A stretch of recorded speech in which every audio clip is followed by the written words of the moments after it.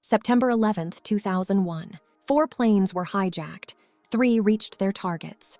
This is the story of the 4th and the 40 passengers and crew who heroically fought back. It's early morning on September 11th, 2001, just as the sun is coming up. In a hotel room in Newark, New Jersey, 4 men who are part of a terror group called Al-Qaeda are praying. Then they leave the hotel and head to Newark Liberty International Airport. At the airport, 33 passengers and the 7 crew members are getting ready to board United Airlines Flight 93 bound for San Francisco, unaware that 4 Al-Qaeda terrorists are also getting on the plane.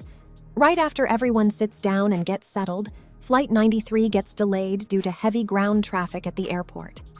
Meanwhile, the other 3 planes that would be hijacked that day have already taken off into the sky. 42 minutes later, Flight 93 finally gets off the ground. The air traffic controllers who are monitoring all the planes in the sky pick up a strange transmission coming from the cockpit of American Airlines Flight 11. They suspect that the plane has been hijacked. Shortly after, they notice the Flight 11 has changed course. It's turned south and is heading straight toward New York City. The plane starts rapidly descending and crashes into the North Tower of the World Trade Center, tearing through the floors 93 to 99. But the ATCs don't actually see it happen, so they don't know that the plane has already crashed. Meanwhile, CNN gets the first live shot of the smoking World Trade Center and broadcasts it around the world. While the controllers are still trying to figure out what's going on, since they have no idea Flight 11 is already gone, another plane, United Airlines Flight 175, starts to drop in altitude and turn toward New York City as well. At the same time, American Airlines Flight 77 is also taken over by hijackers. The ATCs alert the U.S. Air Force, and the military has to make a huge decision, whether or not to shoot down every plane they think has been hijacked. But before anyone can act, the controllers and the Air Force watch in horror as Flight 175 crashes into the South Tower of the World Trade Center live on television. United 93 reaches its cruising altitude, and the flight attendants start serving breakfast to the passengers. But the terrorists on board haven't made their move yet. Then, a message comes through on the plane's ACARS system from the first officer's wife, asking if he's okay. She also sends a warning about the attacks on the World Trade Center and tells him to watch out for anyone trying to break into the cockpit. Getting impatient, one of the hijackers heads to the lavatory and starts making a fake bomb using clay and plastic. Meanwhile, another hijacker pulls out a knife and grabs a flight attendant. During the struggle, a passenger gets fatally wounded by the hijackers. The hijackers then round up all the passengers and force them to move to the back of the plane. Then they push their way into the cockpit and stab both pilots to death, but the pilots manage to send out a mayday call before they're killed. The hijackers take control of the plane. Back in the cabin, an emergency medical technician tries to help the passenger who was stabbed. The hijackers acknowledge that the attacks on the World Trade Center have succeeded. One hijacker notices the medical technician tending to the wounded passenger and yells at her, sending her back to the back of the plane. The hijackers change the plane's course and point it toward Washington, D.C. Their target is the U.S. Capitol building. 2 flight attendants check on the stabbed passenger and find that he has died. Other passengers look on and see the hijackers moving the bodies of the pilots and the dead flight attendant. By this time, American Airlines Flight 77 crashes into the Pentagon and creates a massive fireball.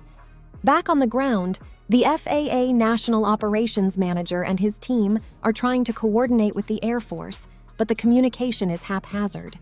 There simply aren't enough planes ready or armed to respond to a hijacking happening in midair.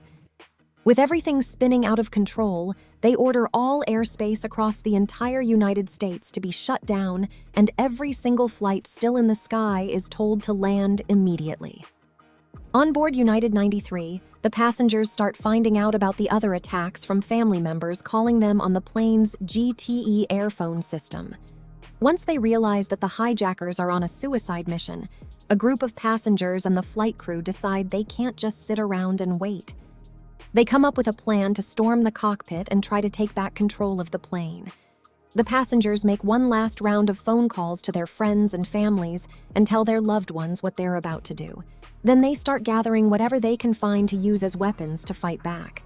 They grab cutlery, wine bottles, and fire extinguishers.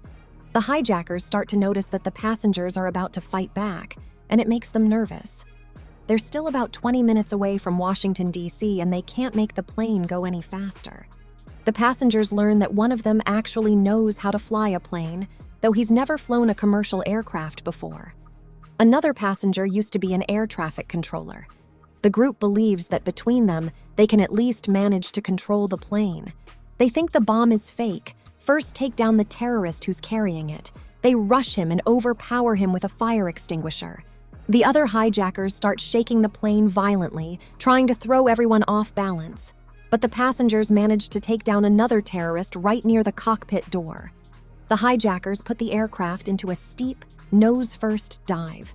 The passengers break into the cockpit and fight to take over the controls. But tragically, the plane crashes into a field in Shanksville, Pennsylvania. Although the 40 innocent passengers and crew members didn't survive, their coordinated counterattack saved the U.S. Capitol and countless lives on the ground. 40 ordinary citizens made an extraordinary choice.